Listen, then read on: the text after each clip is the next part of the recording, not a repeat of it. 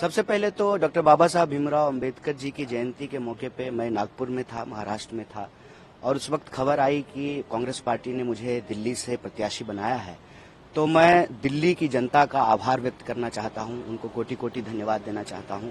मैं आभार व्यक्त करना चाहता हूं दिल्ली प्रदेश कांग्रेस कमेटी के हमारे सभी कार्यकर्ताओं का, सभी नेताओं का, सभी पूर्व विधायकों का, सांसदों का, मंत्रियों का, कि उन्होंने ये फैसला लिया है। इससे एक जो है मैसेज जाएगा देश में कि हम मजबूती से जो है लोकसभा चुनाव लड़ रहे हैं।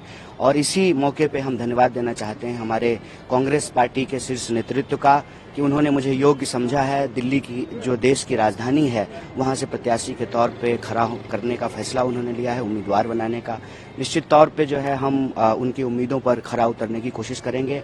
और देश में जो हमारी न्याय की मुहिम है, जो न्याय की लड़ाई है, जो हम 5 न्याय की बात कर रहे हैं, युवाओं की न्याय, महिलाओं के, किसानों की न्याय, और जो इस देश के भीतर जिन लोगों के साथ भी, चाहे वो किसी भी जाति वर्ग समुदाय के हों, किसी तरह का कोई अन्याय हो रहा है तो उस अन्याय को समाप्त करके न्याय की स्थापना करना, जो हमारा न्याय पत्र है उसके संकल्पों को लागू करने की हम कोशिश करेंगे, उनके उम्मीदों पर खरा उतरने का प्रयास करेंगे। आपके सामने जो कैंडिडेट है वो 2 बार के सांसद है, मनोज तिवारी, कितनी चुनौती मानते हैं आप? देखिए, कोई ना कोई तो सामने होगा ही।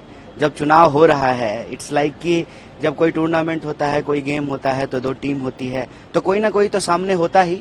मेरे ख्याल से व्यक्ति महत्वपूर्ण नहीं होता है, विचार महत्वपूर्ण होता है, मुद्दा महत्वपूर्ण होता है। 10 साल से वो सांसद हैं तो वो बताएं नॉर्थ ईस्ट की जनता को, नॉर्थ ईस्ट दिल्ली की जनता को, कि 10 साल में उन्होंने क्या किया है। और जनता तय करेगी कि जो वो कह रहे हैं अगर वो सच है, उन्होंने जो काम किया है, तो उनको अपना समर्थन और आशीर्वाद देगी। मुझे लगता है कि दिल्ली में भाजपा जो है कोई काम नहीं करती है, सिर्फ और सिर्फ जो इंडिया ब्लॉक की पार्टियां हैं उनको परेशान करना, तंग करना। जैसा कि आप जानते हैं कि दिल्ली के चुने हुए मुख्यमंत्री को बिला वजह जो है जेल में डाल दिया गया है, कई मंत्रियों को जेल में डाल दिया गया है।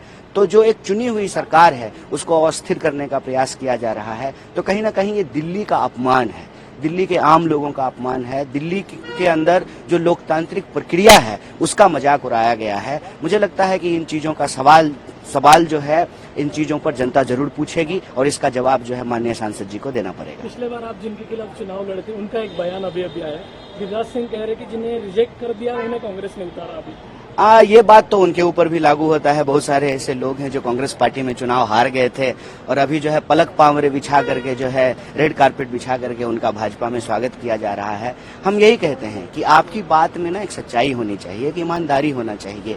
आप न्यायपूर्ण बात करें, आप ऐसी बात करें जिससे जनता को हंसी ना आए। अब बताइए वो किस मुंह से ये बात कह रहे हैं, जब वो खुद ही जो है कांग्रेस के कई सारे जो हारे हुए नेता हैं उनको ईडी का डर दिखा करके, सीबीआई का डर दिखा करके भाजपा में शामिल करा लिया है। तो मुझे लगता है कि ये सब भटकाने वाली बात है। वो इसी तरह के भटकाने वाले बयान देंगे, वो इधर उधर की बात करेंगे। हम रोजी रोटी कपड़ा मकान पे टिके रहेंगे, हम आम लोगों के विकास के सवाल पे टिके रहेंगे, हम आम लोगों के न्याय की बात पे टिके रहेंगे। हम उनकी इधर उधर की बातों में फंसने वाले नहीं। प्रधानमंत्री का एक बयान कल का, टुकड़े टुकड़े ज्ञान का सुल्तान कह दिया कांग्रेस को। अब देखिए, जब चीफ ही ऐसी बात करेंगे तो स्वाभाविक रूप से जो है उनके बाकी कमांडर जो है वो वही भाषा बोलेंगे। तो मैं यही कह रहा हूं कि प्रधानमंत्री हो या भाजपा के कोई भी नेता हो, आज उनके पास कोई एजेंडा नहीं है। वो ये बताने में सक्षम नहीं है कि 10 साल में उन्होंने देश के लिए क्या किया है, दिल्ली के लिए उन्होंने क्या किया है। दूसरी तरफ इंडिया ब्लॉक है और इंडिया ब्लॉक के हर पार्टी के नेता के ऊपर मनमानी कार्रवाई की गई है।